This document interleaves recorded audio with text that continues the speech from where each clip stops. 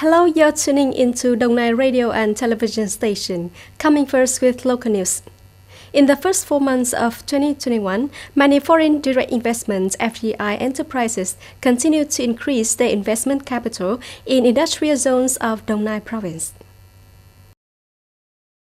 The amount of capital added by FDI enterprises is more than 420 million USD. According to the Đồng Nai Industrial Zones Authority, in the first 4 months of 2021, there were 39 FDI projects in industrial zones in the province that were granted investment certificates to increase capital. The province plan this year will attract FDI about 700 million USD, but by the end of April, it has reached nearly 96% of the year planned. Support for textile, many machinery, equipment, and healthcare are the areas of the province is prioritizing to attract investment.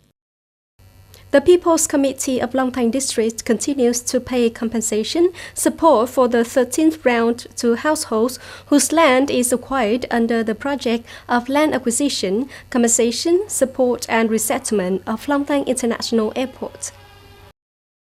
In this 13th phase, the district paid compensation and support to 312 households and individuals with the amount of about 655 billion VND.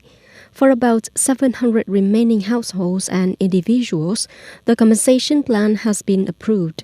The People's Committee of Long Thanh District is expected to continue paying this May and paid compensation and assistance to 2,389 households with the amount of more than 5,300 billion VND.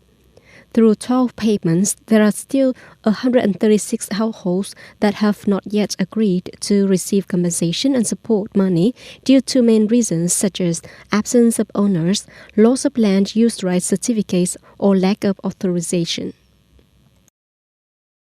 According to the report from Industry and Trade, for the first 4 months of 2021, export turnover is estimated at 103.9 billion USD, up by more than 28% over the same period last year. In the first 4 months of the year, there were 19 items with an export turnover of over 1 billion USD, accounting for 84.5% of the total export turnover.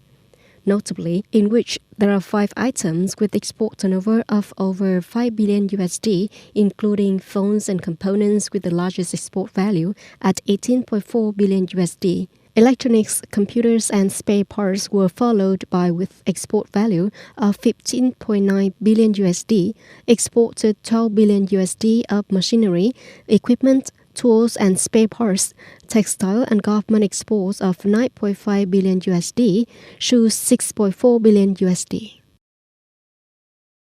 The U.S. has officially announced its support for the global removal of barriers to COVID-19 vaccine patents and will negotiate terms at the World Trade Organization (WTO).